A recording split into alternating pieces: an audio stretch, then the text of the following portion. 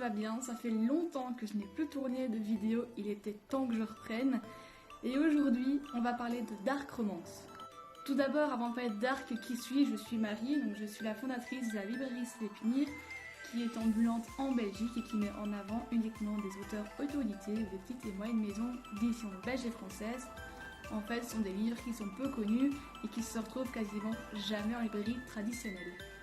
Bref, c'est parti. Alors aujourd'hui, je vous parle d'une dark romance qui est en 2 tomes, du moins il y a un tome 1 et puis un spin-off.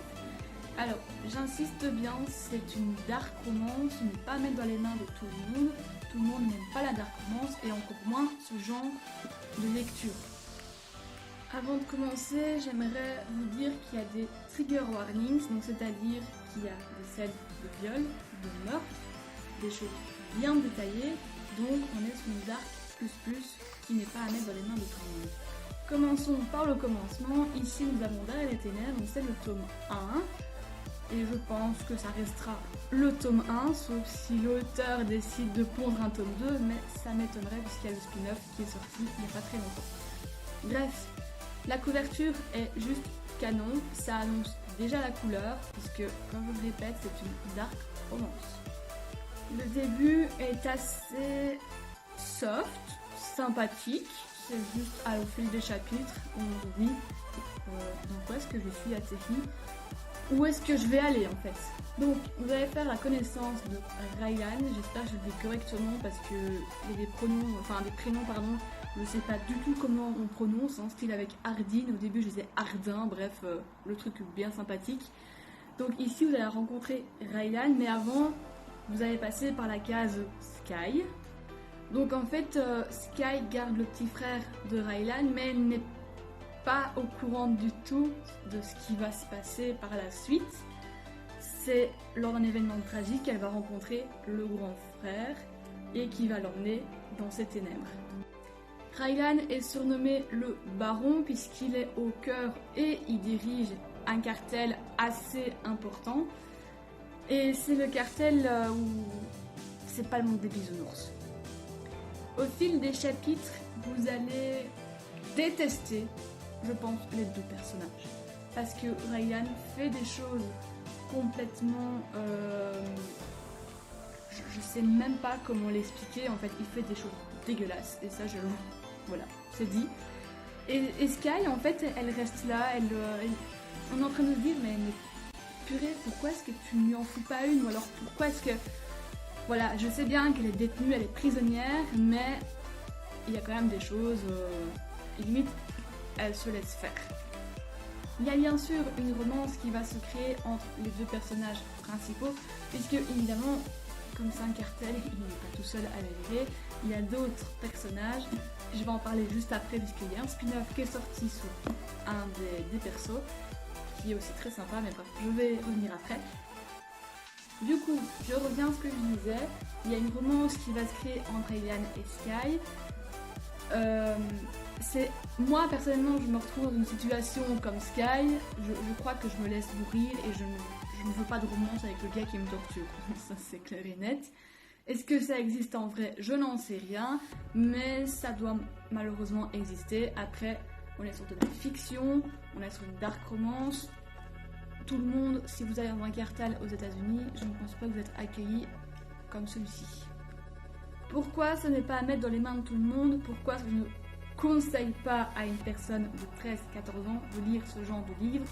C'est parce que ici, on est sur des scènes, comme j'ai dit au début, de torture, sur des scènes de viol. Donc ça veut dire c'est non consenti. Donc voilà. Il y a des trucs qui sont complètement tirés par les cheveux, mais voilà, c'est une dark, ça veut pas dire que j'accepte, évidemment, personne n'accepte ce qui se passe dans le roman, mais c'est de la fiction. À la fin de Derrière les ténèbres, donc Sky a changé de comportement, elle a changé Ryan de comportement, puisqu'avant, on va parler comme dans le livre, il baisait toutes les meufs qu'il trouvait, à tous les coins de rue. Et à la fin, monsieur s'est calmé. À la fin, on découvre donc que Sky a changé littéralement de comportement. elle a suggéré Raylan, puisque maintenant elle le tient, voilà, elle le tient très très bien et c'est vraiment bien expliqué dans le spin-off. Honnêtement, et comme dit le spin-off, elle le tient par les couilles. Il y a un personnage et bizarrement, ce n'est pas le personnage principal, enfin des personnages principaux pardon, qui ont été mon coup de cœur, mais celui du bras droit du baron. D'ailleurs, on va en parler juste après puisque le spin-off est sorti il y a quelques semaines. Je pense qu'on était nombreuses et nombreux à attendre ce spin-off de Derrière les ténèbres puisque celui-ci raconte l'histoire d'Evan et Alexine. Donc comme expliqué précédemment, j'ai eu un coup de cœur pour le bras droit du baron puisque c'est tout simplement Evan. Donc Evan, c'est un flic, voilà. C'est un flic qui a très très mal tourné puisqu'il se retrouve dans un cartel de drogue. Dans Derrière les ténèbres, Evan est gentil, il est prêt à aider Sky à s'enfuir, sauf que je ne vais pas dire de mots d'oiseau, mais la débile elle reste. Voilà, la débile elle reste à se faire torturer. C'est tout à fait normal, moi aussi je me fais kidnapper, je me laisse torturer et puis je sors avec le mec. Bon, ok. Bref, retournons à nos moutons, retournons à Requiem dans les ténèbres, et je me perds dans les mots, c'est fabuleux.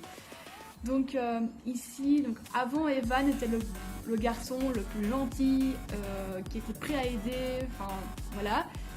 Et ici, on découvre un Evan complètement différent puisque il va connaître dès le début un tragique accident.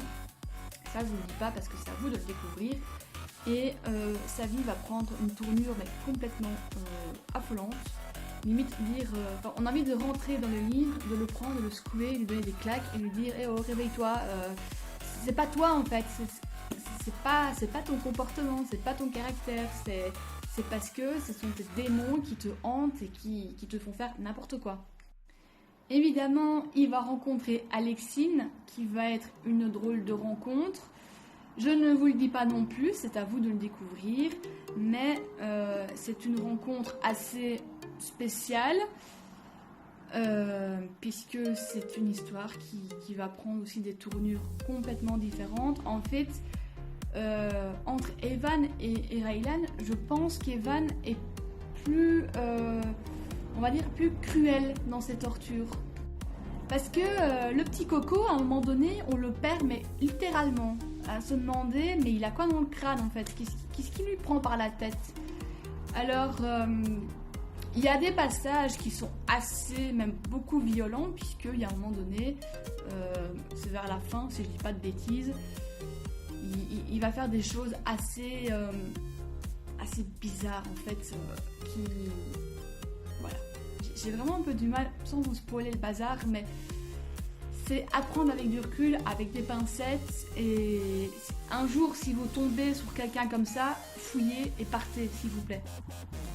Du coup, dans Requiem dans les ténèbres, vous allez partir en Égypte, un petit voyage dans le temps. Non, je rigole, vous n'avez pas rencontré les pharaons, hein, je vous préviens. Ça se passe à notre époque actuelle, mais il va faire visiter son pays à Alexine, qui est un véritable pays, et je pense que ça va vous donner envie d'aller visiter toutes les ruines, toutes les pyramides qui puissent exister dans l'Égypte, et également peut-être aller faire de la plongée. Bref, voilà. Donc c'est vraiment les mots que j'ai à dire sur cette saga que j'ai vraiment adorée, mais je ne vais jamais cesser de le répéter, c'est une dark romance les amis. Donc on est sur un level vraiment plus. Il y a des scènes qui peuvent déranger, qui peuvent heurter la sensibilité des personnes. Même moi qui aime ce genre de lecture, je me suis dit dans quoi est-ce que je suis tombée en fait. Mais j'ai vraiment adoré et je vous recommande si vous êtes adepte de lecture ainsi. Pour faire une petite présentation de l'auteur, je dis auteur et non autrice parce que je préfère ainsi. Elle est belge, d'ailleurs c'est une amie à moi. Voilà, c'est une auteure auto-éditée qui, je pense, qui vaut le coup d'être connue, surtout pour cette saga, parce que c'est magique, enfin magique, non, c'est pas vraiment le bon mot à utiliser, mais franchement, en dark romance, c'est un véritable coup de cœur. Surtout que si on rajoute les deux livres ensemble, on est sur quand même une petite brique, je pense, de plus ou moins 800 pages, si j'exagère pas, si je dis pas de bêtises, parce que je connais pas le nombre des pages par cœur. En plus, les deux sont magnifiques, puisque nous avons des pages noires, et ça, j'avoue que ça change des pages blanches. Donc ça ressemble à ça. Alors, et je perds mon marque-page. Donc, voilà, la couleur des pages représente bien l'univers de la dark romance. Également, nous sommes sur une très belle mise en page, et ça, j'avoue que j'aime bien d'avoir des mises en page ainsi et pas un texte tapé ainsi qui ressemble à rien. Limite, on lit un journal comme toujours. Et au moins, on a un travail, même si c'est d'auto-édition, on a un superbe travail qui est fait derrière. Et au moins, quand on est auteur auto-édité et qu'on se rend sur des salons ou bien sur d'autres choses qui se rapportent à la lecture, ou même, enfin la littérature plutôt, ou même autre chose, on est ravis de recevoir ce genre de compliments par rapport à la mise en page, par rapport à la couverture. Voilà, ça fait super plaisir à entendre. Voilà, j'espère que cette vidéo présentation de la saga Derrière les ténèbres vous aura plu. J'espère aussi que ça va vous plaire.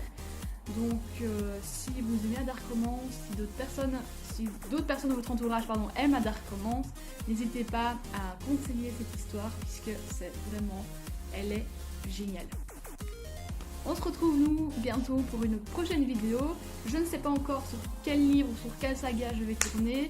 Je réfléchis à ça, je lis beaucoup pour pouvoir en parler avec facilité. Donc voilà, j'espère que ça vous aura plu.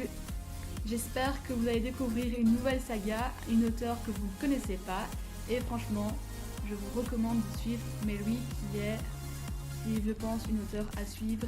Et une auteure qui est très talentueuse puisque ses livres sont d'une pépite. Sur ce, je vous souhaite une bonne journée, une bonne semaine, une bonne soirée. Bref, je sais pas quand vous regardez la vidéo, mais je vous fais des gros bisous et à bientôt!